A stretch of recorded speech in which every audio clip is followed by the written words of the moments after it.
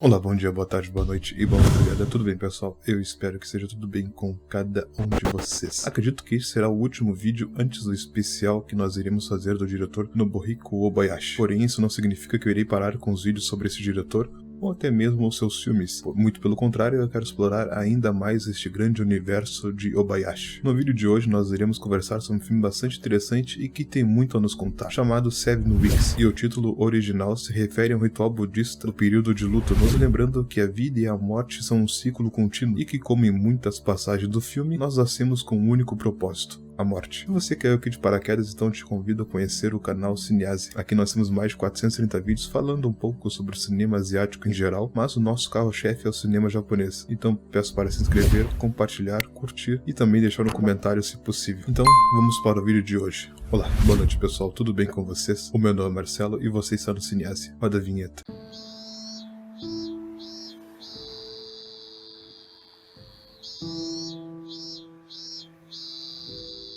Seven Weeks é um filme de drama japonês do ano 2014 com direção de Nobuhiko Obayashi. Adaptada de uma história de Koji Hasegawa, Seven Weeks é um projeto independente com financiamento coletivo que reconfigura e politiza as projeções habituais do diretor em um retrato que ele chama Guernica em Imagens em Movimento. O original, como já dito, se refere ao período de luto budista, de realizar memoriais a cada 7 dias por 49 dias, após a morte de uma pessoa. Para quem não sabe, e também a título de curiosidade, acho que todo mundo já sabe, Guernica é aquele quadro gigantesco de Picasso que retrata um bombardeio na cidade do mesmo nome durante a Guerra Civil Espanhola. Voltando agora para o filme, Obayashi nos conta uma história sobre a morte e também seus efeitos posteriores, um ponto de conexão entre o passado e o futuro. A morte, que é um tema tão prevalente e recorrente no trabalho dele, e parece tão essencial que o diretor aborda de uma forma tão direta. Apesar de carregar o peso da guerra e do desastre mais recente de Fukushima, o filme também parece focado em meditar sobre a morte natural de uma pessoa e o ciclo de vida limitado a nós humanos, e a maneira como a vida inevitavelmente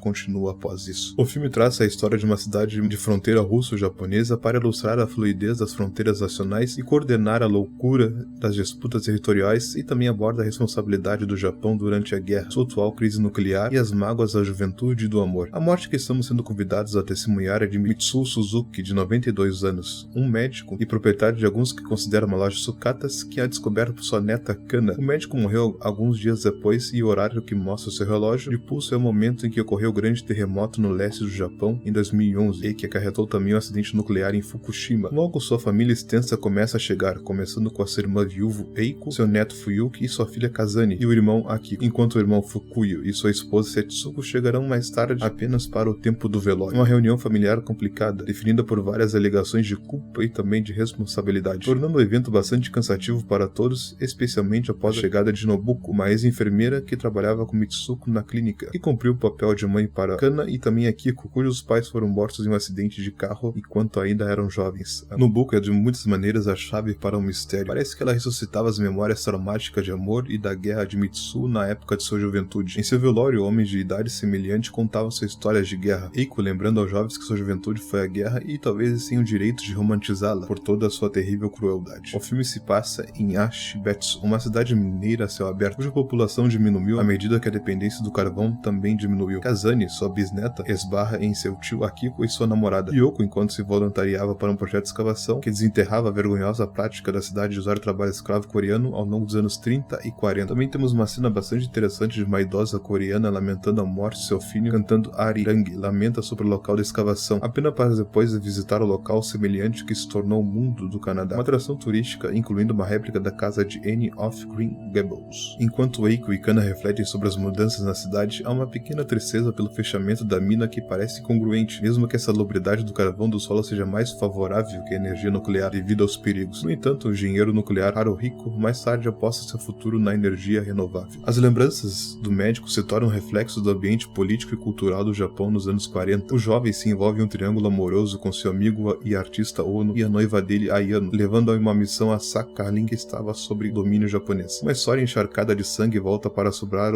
um médico na forma de uma pintura a óleo, para a qual Nobuko posa, tornando-se gradualmente uma perturbadora acusação sobre a guerra. O filme é carregado a metáforas do passado que servem para iluminar o presente. A morte de Mitsuko às 15:03, mesma hora em que houve o terremoto, simboliza o falecimento do velho Japão e o período de limbo espiritual ao qual a nação está condenada antes de sua auto-renovação. O episódio Sakhalin evoca a guerra como estado mental contínuo e sugere um paralelo entre a agressão do Japão durante a Segunda Guerra Mundial e sua atual remilitarização. Ao mesmo tempo, Obayashi estabelece uma certa dinâmica definida por sua culpa, segredos e desconfianças, com alguns personagens aparentemente dando monólogos para si mesmos em vez de se comunicar, algo escondido por trás da superfície da conversa das pessoas relembrando os velhos tempos, mas também tentando o seu melhor para desenrolar a morte de seu pai e também avô. Cada morte guarda uma história que se conecta ao mundo ao nosso redor. Esse tipo de entendimento, esse ciclo de vida e de morte, é um dos temas mais proeminentes em Seven Weeks e, em geral, nos últimos filmes de Nobuhiko Obayashi. A unidade familiar, assim como o corpo de uma pessoa, torna o símbolo para um contexto muito maior, neste caso o desenvolvimento do Japão após a Segunda Guerra Mundial, os pecados e realidades ocultas. Muitas das ansiedades de todas as gerações estão enraizadas na incapacidade de dar conta de um mundo que está em constante mudança. Passando da energia ao carvão, o Japão optou pela energia nuclear, e no entanto a energia nuclear vinha um lembrete da bomba atômica e mais recentemente do desastre nuclear em 2011 em Fukushima. Então o filme nos traz aquelas pequenas perguntas: o que vem depois, para onde ir e o que fazer? E quando a família de Mitsuko traz essas preocupações, Seven Weeks parece um filme de mensagem sobre a energia renovável que temos no final do filme. A morte do médico é de fato uma história que liga o passado e ao futuro, uma alegoria menor para sua nação enquanto contempla o amor perdido e o fim da peregrinação que é a morte que nos leva a novos começos. Ao longo de sua odisseia de 49 dias, os membros da família começam a abrir caminho para o futuro menos ansioso, embora ainda incerto. Para finalizar, os filmes de Obayashi nunca foram uma narrativa, todos eles foram carregados emocionalmente, com um foco no estímulo nos sentidos visuais e auditivos, como o belo horror surreal chamado House, ou os incríveis cenários e a trilha sonora de Hana Gatami. E em Seven Weeks, o diretor tenta novamente responder às questões persistentes da vida e domar as memórias destrutivas sobre a guerra. Bom, pessoal, eu acredito que